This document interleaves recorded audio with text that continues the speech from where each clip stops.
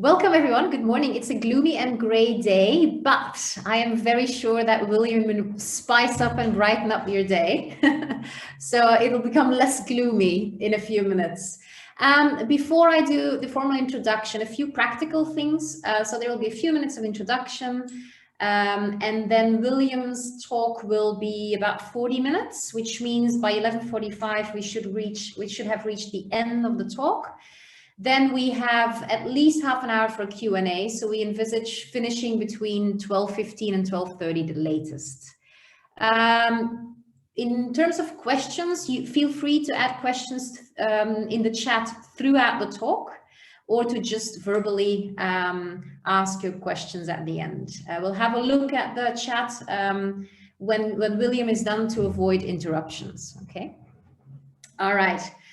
So my name is Elke, and it is a pleasure to chair today's session that will be run by Assistant Professor William Sin. William is a colleague of mine, but also a friend.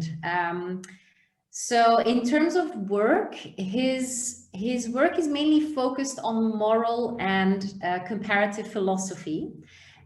So a conversation with him is always a very interesting mental exercise. You never come away like, oh, this was relaxing. So it's always a challenge. I read a very early version of this paper on Bruce Lee and the trolley problem. I think it must have been about a year ago or so. I can't remember exactly.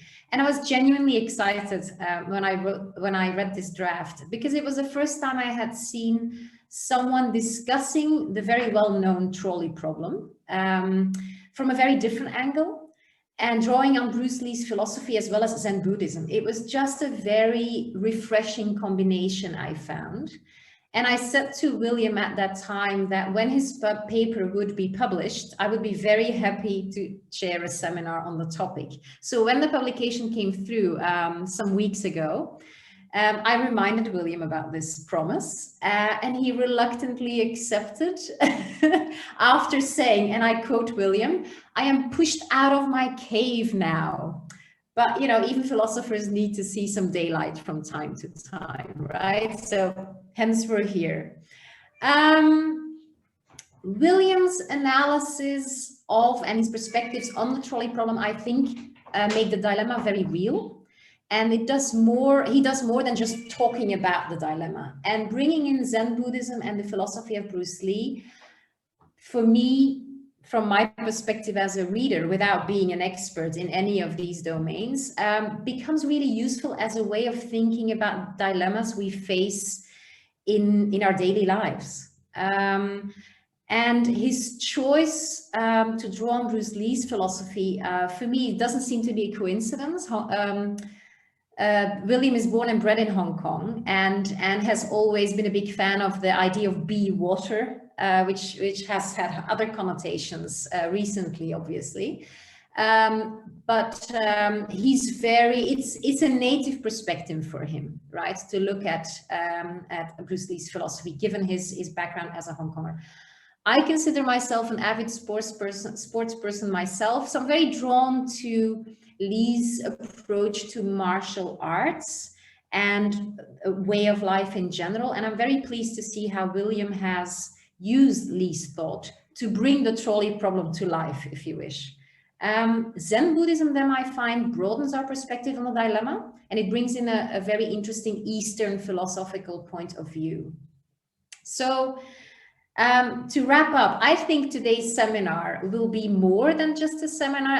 I think it will make you think, or all of us think, about how we can face challenges that life throws at us.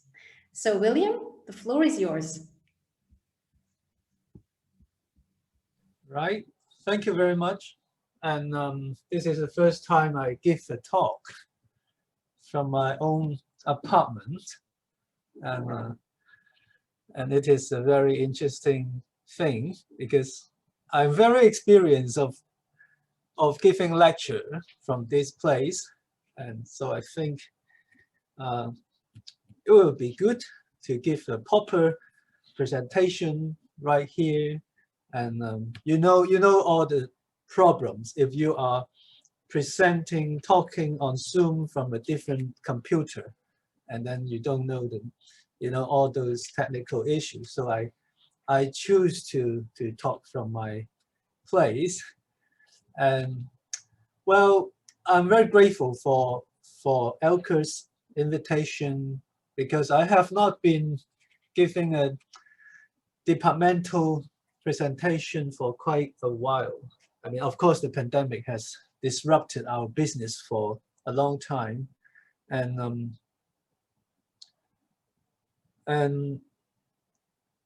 I have been thinking about the problem or the question or the issues of the trolley problem and Bruce Lee for quite a while. I mean, it is a few years. I mean, this is a paper which has, gone through different journals. I mean, it is the most difficult experience I have in my, academic life probably. And so when it finally come out, and I feel relaxed, and I feel, okay, I can finally let you go. But it seems that there is something worth talking about or worth developing. And Elke is one of the person who keep pushing me, encouraging me. And even when she read the first draft, she immediately say, wow, it is interesting, it's great. I mean, that gave me a lot of motivation to continue this investigation. Okay, let me first share my PowerPoint. It's right here. Okay, and the trolley problem. I mean, I suppose that we know about the trolley problem. We heard about it. I first learned about the problem, the case, maybe more than 20 years ago. And initially, I think it is a similar kind of problem is developed by the philosopher Philippa Foot in the late 1960s. And the trolley problem, as it is constructed right now, is introduced by the student of Philippa Foot, Judith Thomson, I mean, who passed away a few years ago as well. And I think Thomson discussed it in her book and in a few papers in the 1980s. And later on, in the last 2 decades, it becomes so flourishing. I mean, people engage with it, discuss it, analyze it from different perspectives. Even the psychologists, they try to test people's moral intuition by giving them different kinds of trolley problem and ask people's thoughts about it. So there is the field that we call the trolleyology, and people who are working on this field is called trolleyologists. And I would say it is probably a derogative term sometimes to represent those philosophers or other academics who are engaging in some hypothetical thought experiment and spend decades on it, as if, I mean, they give not enough attention to what happens in the real life. So here is the trolley problem. I mean, this picture is misleading. The people there are not necessarily tied up in the track. It only, I mean, the fact that they are tied up in this manner is just to represent the issue that they cannot escape, okay? And the trolley problem, I mean, we sometimes call it a train rather than a trolley. I think it is in the US, in San Francisco, they have those kind of trolley. And in Hong Kong, we have tram, we have train, something like that. So here is the case. The trolley rushes downhill out of control, and and it is threatening the lives of 5 people. I mean, these 5, they cannot escape from it. Okay, and you are right there. You are the bystander, and you happen to come across it, and it happens so fast. But luckily, because you seems to know a little bit about the operation of the train, and you see the sign there, and it is a button or a switch, and you notice that if you really throw the switch, the train will not run onto the 5 people. It will rather be redirected to a side track. Okay. However, you also see that on the side track there is another guy who cannot escape from the track because the time is very short, and you have to make up your mind what to do in the moment. There's nothing else. I mean, and then you have to whether to throw the switch and save 5 lives, or you do nothing because you reluctant to direct the train onto this innocent person who's on the side track. And I ask my students in every class of mine on ethics, and a lot of them would say, no, this gentleman is not involved in the event, and we should not do it, because originally he just happens to be there. Okay, and if we throw the switch, we killed him. In our moral intuition, we would not sacrifice one life in this manner. We would not cause harm and kill one person just because that would save a few more lives. That is our intuition in most cases.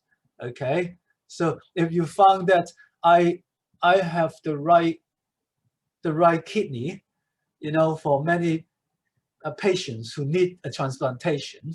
So if you kill me and take my kidneys to them, perhaps you can save a few lives, two persons who need a kidney, and one other person who need a heart, and then another person who need my liver, or something like that. If you dismember a healthy person, maybe you can save a few more lives.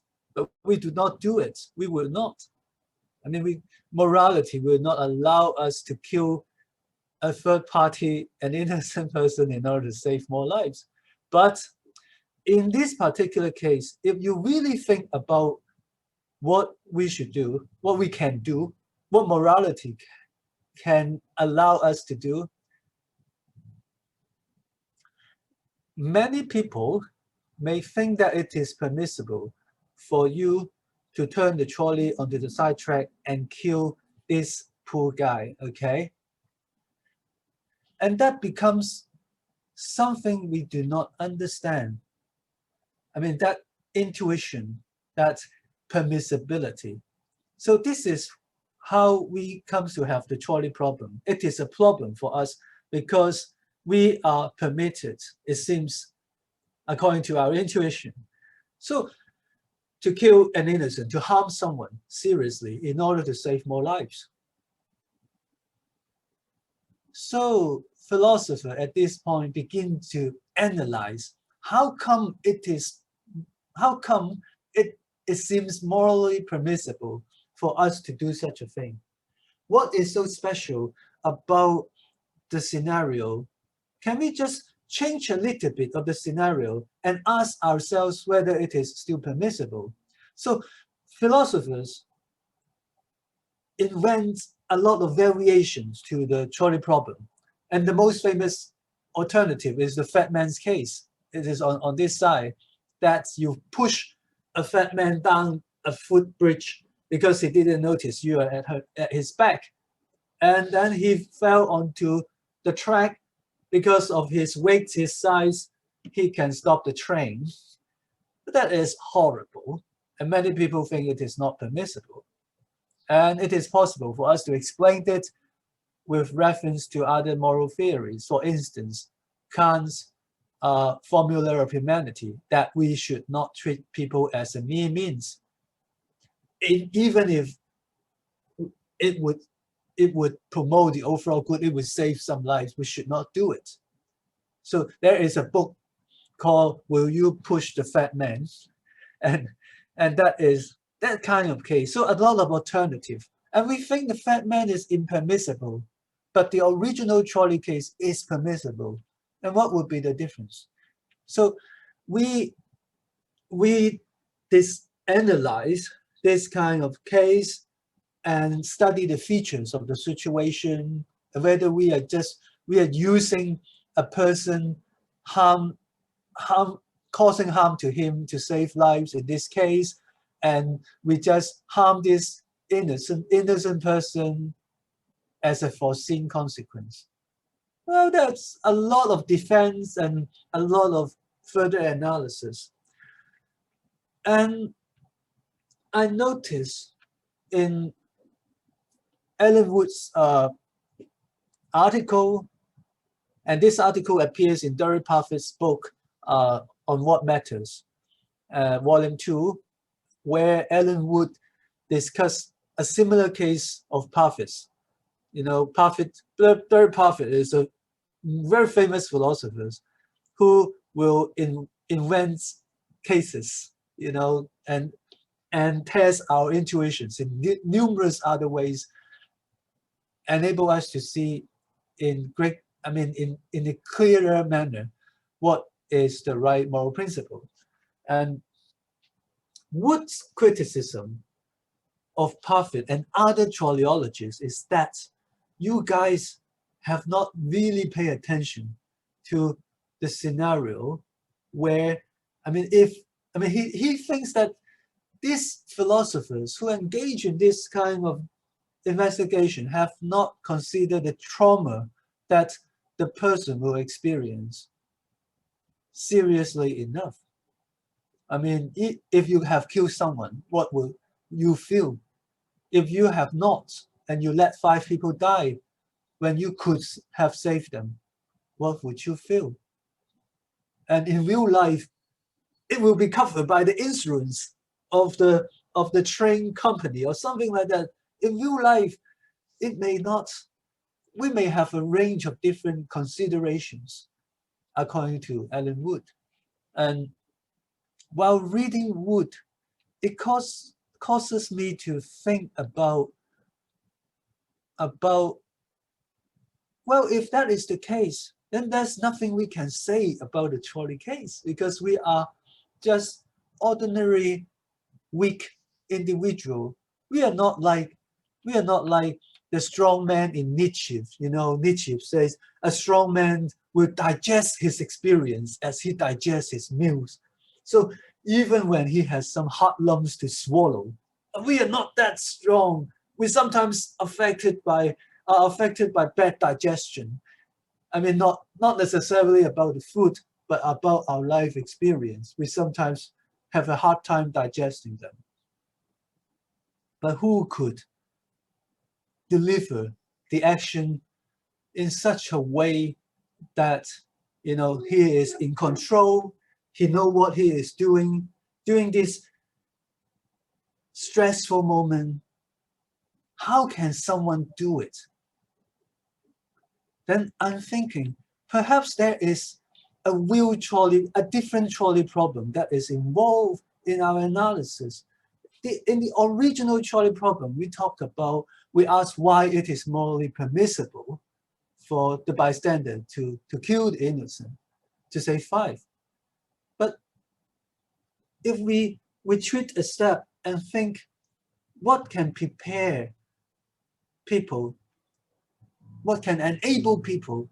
What does it look like? I mean, for those individuals who really can do the action with a calm and swift reaction and can swallow this difficult experience subsequently. I mean, and are there a better or worse responses to the case of the trolley? Because I can imagine that, like me, I will be extremely anxious and I don't know what to do. And I may try to throw the switch, but I could not, move my arm because a lot of fear is in me. But then when we think about the case in this way, it gradually led me to think of the martial arts philosophy of Bruce Lee. I mean, if you read, Bruce Lee is not a serious philosopher. He writes down his thoughts in the 1970s when he was injured from his exercise. But those thoughts are really good. And then you can, if you have read him and if you have seen his interview, you know that, this guy, although he is not trained academically, he knows very well about those basic values and why we should do a certain thing during the moment of fighting. Lee himself is well trained in traditional martial arts, but he is not happy about these practices.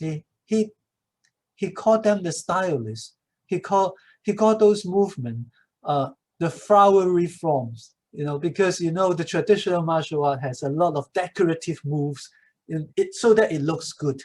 So that in an Olympic competition, in a sports competition of Tai Chi, you can earn more points.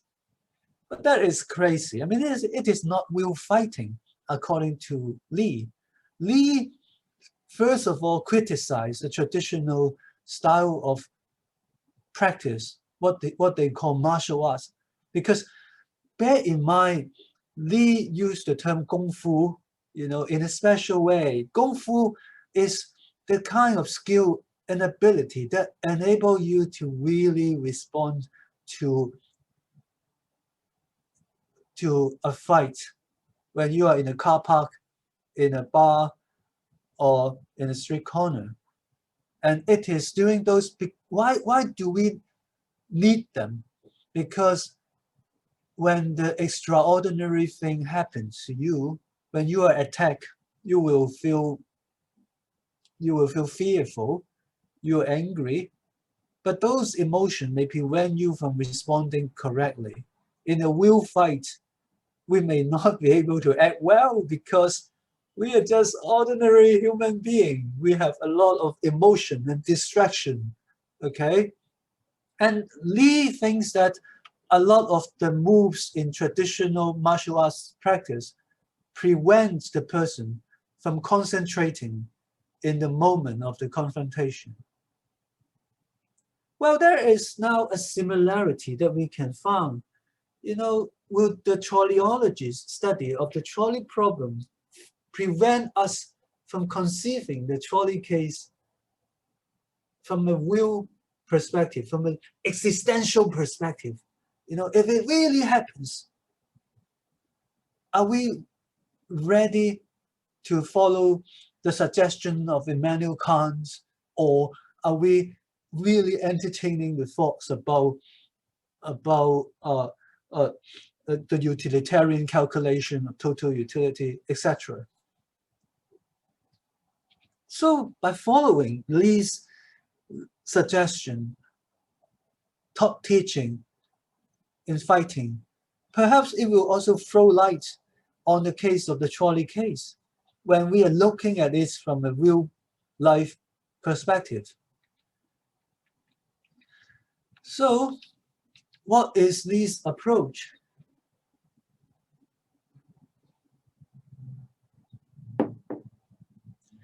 Well, I still have a few PowerPoints, and because I have hardly started, well, maybe 20 more minutes, something like that. What is Lee's approach? Let us, of course, Lee has said several things, and there are different aspects to use Lee's thoughts to apply onto the trolley case. But first of all,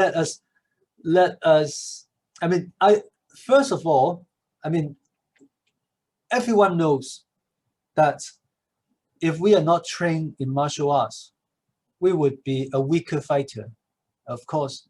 Or if we are distracted by our emotion, we will be a weaker fighter, etc. If we are not paying attention, Okay, so Lee's consideration of martial arts or Kung Fu involve weightlifting, and a lot of training of the body, a lot of training of the mind.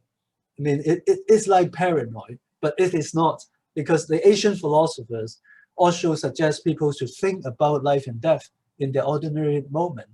And Lee, of course, would also suggest people, to learn some martial arts and etc. and etc. So there is a suggestion of a holistic approach to fighting. I mean, would that be also similarly a holistic approach to the trolley problem? I mean, if you cannot move your body, how can you throw the switch? If you are, like me, affected by short-sightedness, how do you see clearly about what's happening? If you are too nervous, how do you react? Sometimes we do not know whether it is our mind or our body which prevent us to act well. And can we apply this kind of consideration to moral education? I mean, is moral education involving telling students to think about what is the right thing to do, or tell them about the rule? But how about their physical readiness? What is courage if you cannot act? I mean, Nietzsche mentioned that there is a cruelty in honesty. There is indeed a cruelty in honesty, because we always want to deceive ourselves with all sorts of comfortable thoughts. And the whole thing about living a moral life has, in Nietzsche's term, a physiological aspect. Remember that even Plato, in the training of the guardian, one of the essential activity is gymnastics. I mean, the future guardian has to engage in all sorts of sports as well as music in order to enable them to have harmony in the mind. And that is moral education. And that is the condition of moral reaction. So in the case of the trolley problem or the trolley case, if we are talking about an ideal response, it will also require, a range of different factors and elements in the back. Okay. Lee approached fighting, or if we use these philosophies to approach a trolley case, there's one famous saying of Lee that I will play to you, and we ought to listen to it because it's very interesting. Okay, so let me share this page. This one. Hold on. Well, hold on a second. Just like my teaching, there will always be a little bit of delay. Okay, let us play. This is Bruce Lee. I said, empty your mind. Be formless, shapeless. Put water into a cup. It becomes the cup. Put water in, it becomes the bottle. You put in a teapot, it becomes the teapot. Now water can flow or it can crash. Be water, my friend. Okay, that's very short video, typical Bruce Lee, and everyone learns about the importance of be water, especially in recent protests. Everyone learns the importance of relaxed and what else? And flexible, okay? Well, but how can we really be relaxing and flexible, especially during this stressful moment? So I call this state an ideal state. The question is, there is here a gap. I mean, if you have to act like water, so flexible, especially when you are confronted by your enemy. But that is exactly the moment when we become very tense. Okay, the more important the situation is, the weaker we are in responding to it, because we cannot think, we cannot react properly. And this is what I call the paradox of desire, meaning that you want to do something. Because of this desire in your mind, you are less able to do those things, okay? And this is the paradox in all sorts of way in everyday life, that there will be, like you want to get to sleep and you know that, oh, right, I have to relax and then I will sleep. And then you found that you cannot relax. Okay, I want to relax. And that requirement become another thing which makes you activate your mind. I mean, that order, just like the student in the examination hall, if she is not relaxing, how can she answer those questions well? But if she pays too much attention onto relaxing, that becomes a distraction. But how can we both relax ourselves and not be distracted by this order?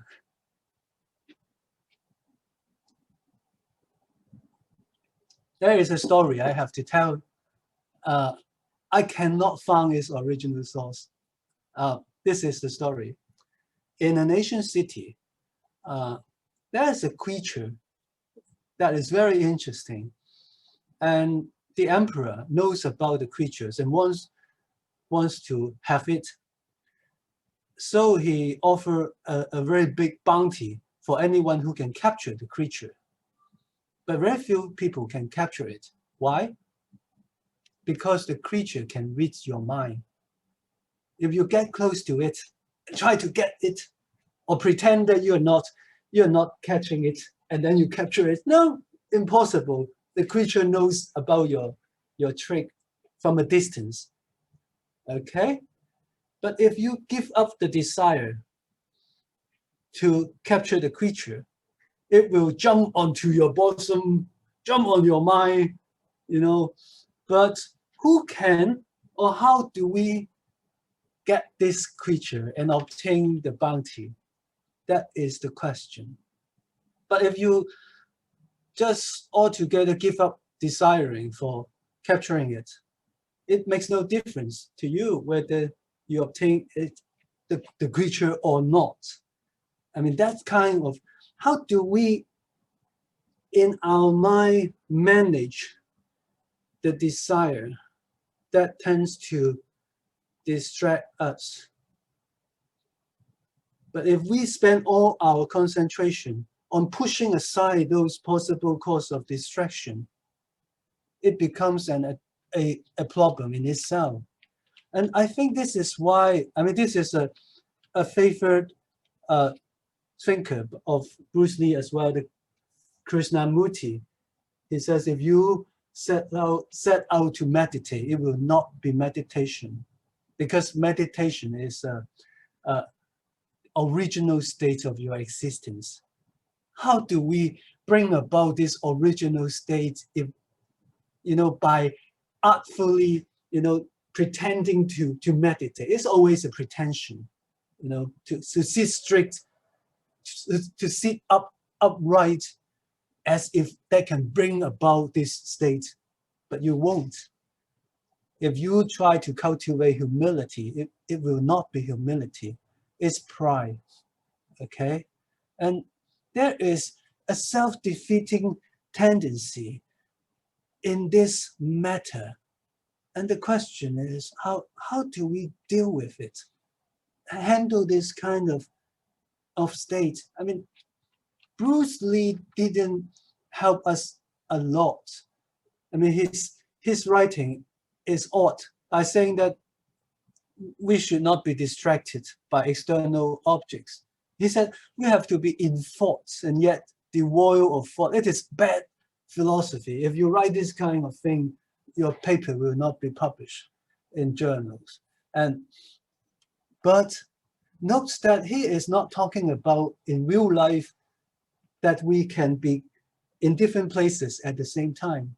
He is talking about in your mind, in your mind, when you are both trying to get to sleep and you're both evaluating all sorts of distraction, and at the same time remembering your objective, you're noticing several things at the same time. You're also the judge of all those each pieces of thought which arise in you. So it is really possible if it is a mind issue.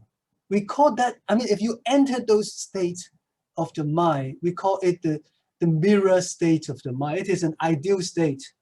So in the Platform Sutra, it is a quotation of the Platform Sutra that if you are in that state, you can distinguish several things. And there is an ultimate principle in you, which is immovable. But how can that be possible? I mean, imagine, I mean, there is also a relevant quotation from Zhuangzi, you know, the famous butcher Ding, you know, the butcher who have learned to kill, you know, dismember the cow for 3 years. And how can he cut the flesh with enough skill? But then he says, now I no longer look at it.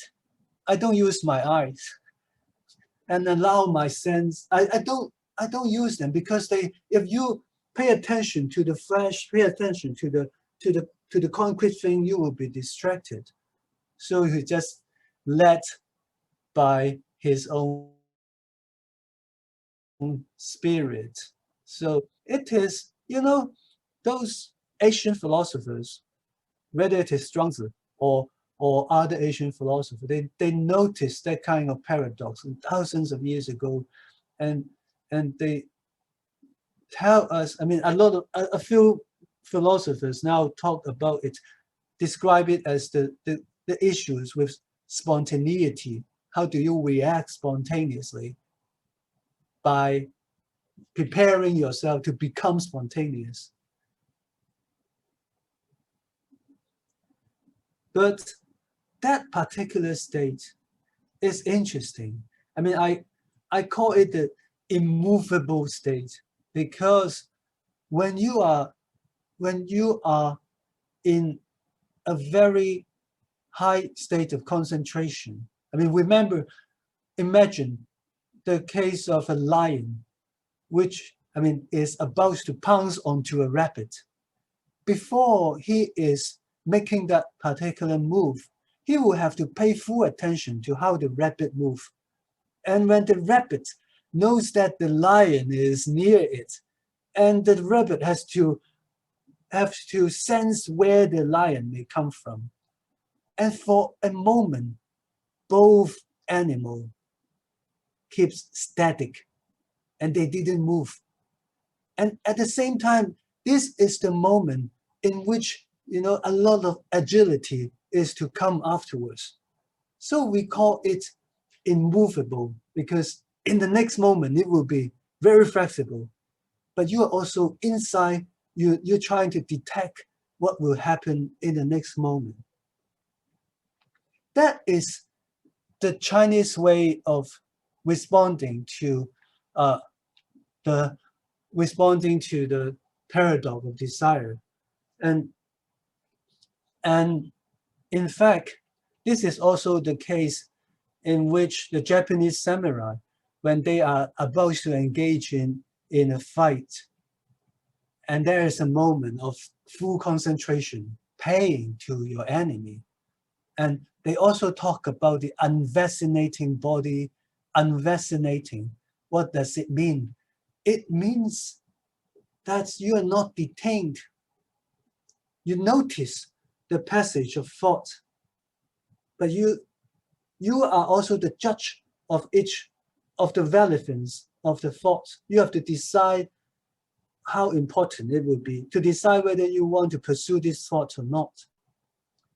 So there is something moving. It is not a pure concentration. It is not like you're trying to read the book while your family is playing mahjong at the back and it's so loud.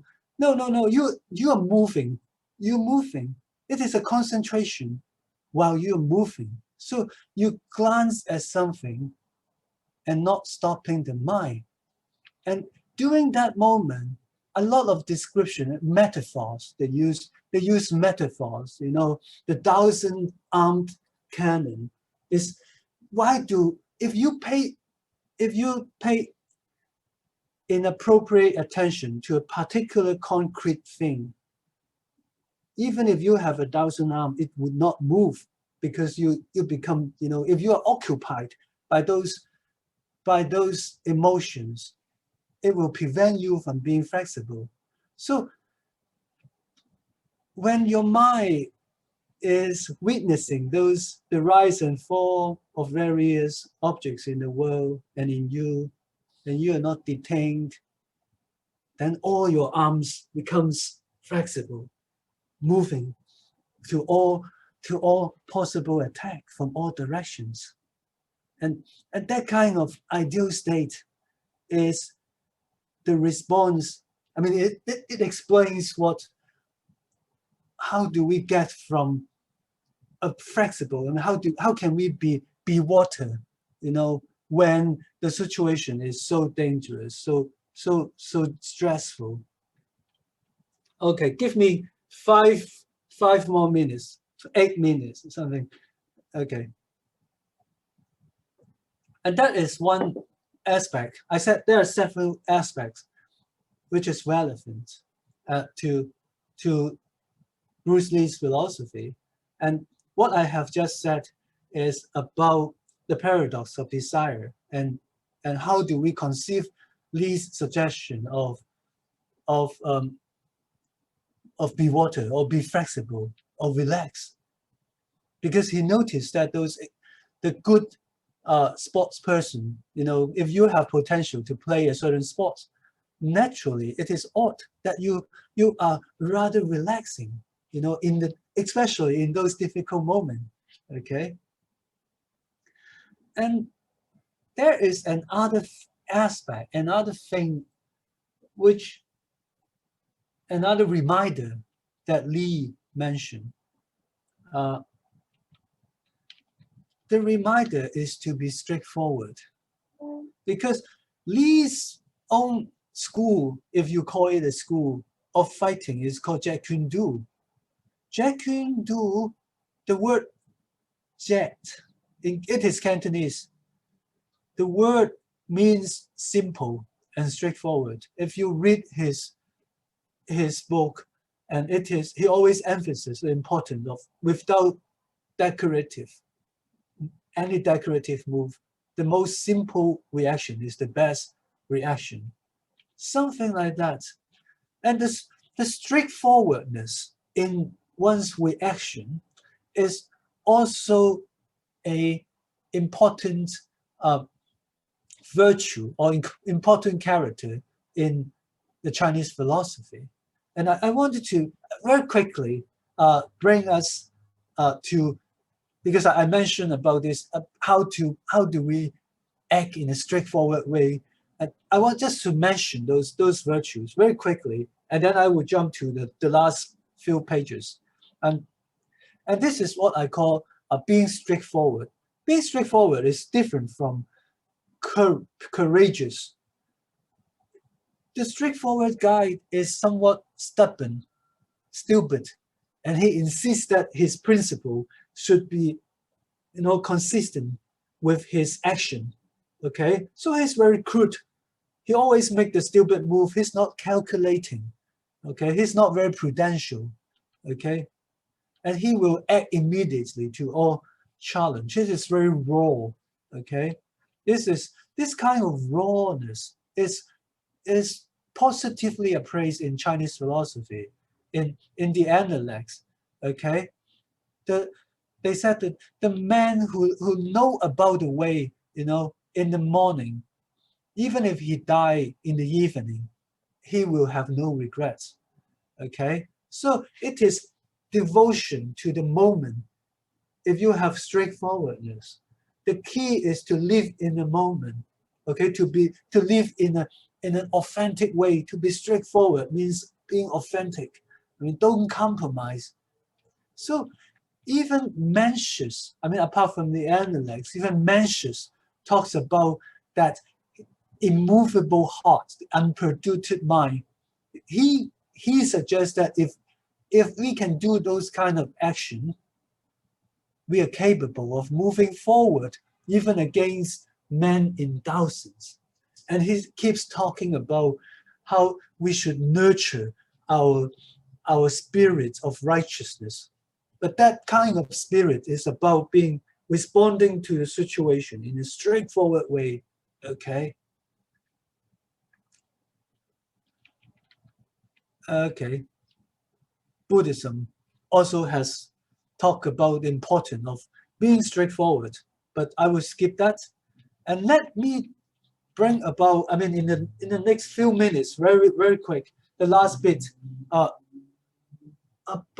I mean, being straightforward, in fact, is, two sides of the same coin. Because, I mean, with the other thing is being desperate. And when you are caught in ordinary life by cornered by your enemy, and the only way you can get away is to fight a good fight, what can you do? I mean, you have to act in desperate manner because there's no tomorrow if you do not do well.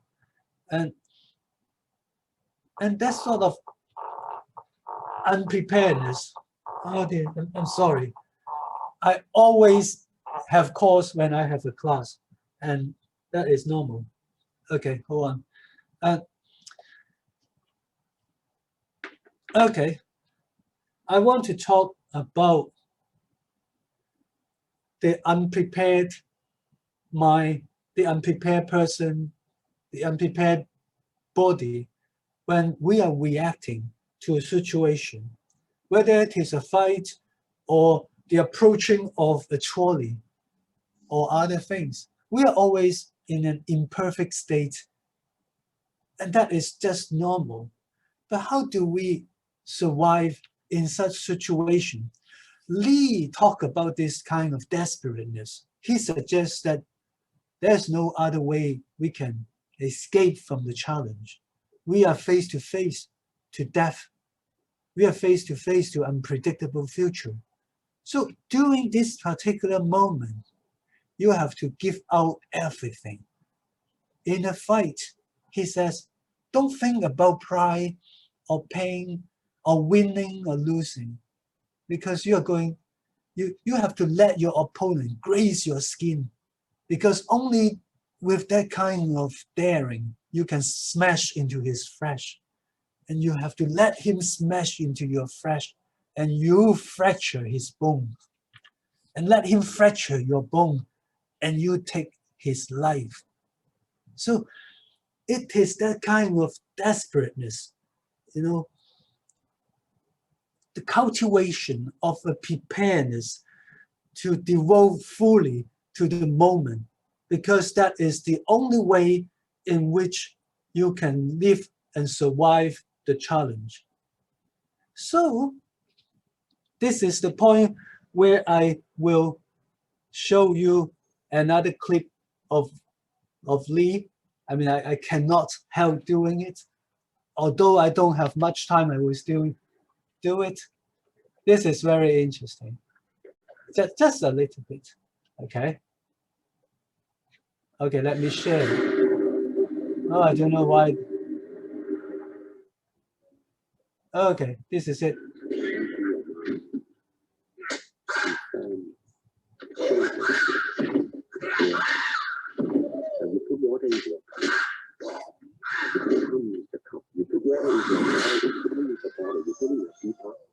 Okay, hold on. The other thing is, okay, that is it. It's too violent. Anyway, okay, I wanted to play this clip. I mean, because you can hear the yelling, the epic yelling of Lee. Why does he do it? I mean, is it just for the film or for the impact? Well, you can explain it in some way, because he wants to make himself desperate, to bring himself in this state, you know, and this is to enable him to devote to the moment artificially, okay? Desperateness or unpreparedness or giving or complete devotion is so important that even the traditional samurai will suggest that the way of the samurai is in desperateness. He says 10 men cannot kill this desperate person. I mean, if you use common sense, if you calculate the move, it's too late. I mean, the way of the samurai is, you know, indiscriminate. You just respond immediately. And to be desperate in the way, and if you can do it, you will have other virtues. This is, there are a few other quotations about this kind of what we call the death frenzy. If you think about those things, I mean, if you think about winning or losing, you lose your timing, you think about large number of enemies, and you worry too much.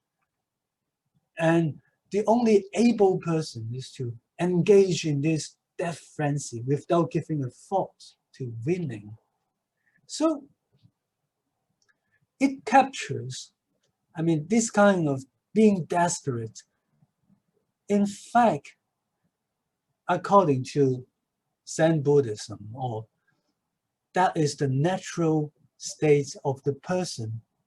But civilization, I mean, having gone through a civilized world, living our life in an orderly manner, we forget about it. It is just like being in a plane, and you see that everything is so tidy, so polished, and you forget about you are above in the air, and anything that happens to the engine, you will be killed easily, and you just forget about the worry.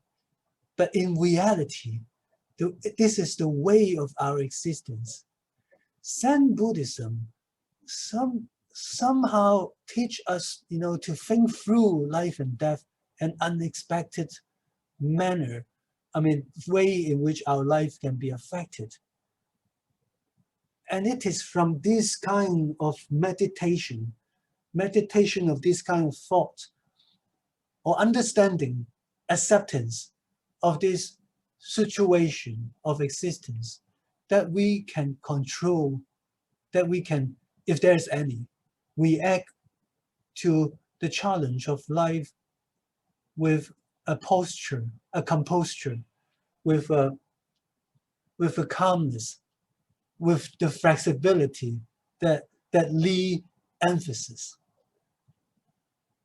And the difference between the person who is untrained and the person who is trained in this kind of practice is that if they exist in an authentic manner, their action becomes meaningful.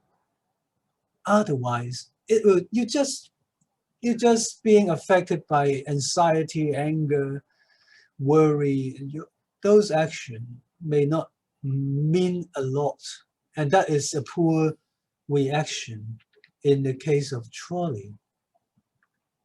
Well, it is messy and chaotic, but my intention is to use some Chinese philosophy or Asian thoughts to explain what is a better response from a worse response in the case of Trolley. Or perhaps we can think about it in a reverse manner, that maybe we can use the case of Trolley to think about Asian virtues. Because, yeah, just like Bruce Lee, whether fighting is a means through which, I mean, Bruce Lee emphasizes a lot about fighting, treating fighting as an art.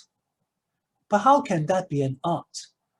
Because it is through this interaction with threats, danger, or possible death, and we attempt to control ourselves, that we begin to understand more about who we are. Okay, it is the ultimate thing is for Lee, self-understanding. Perhaps the same for our trolley problem. Okay, our trolley case. Okay, thank you very much. I mean, I have been talking too long.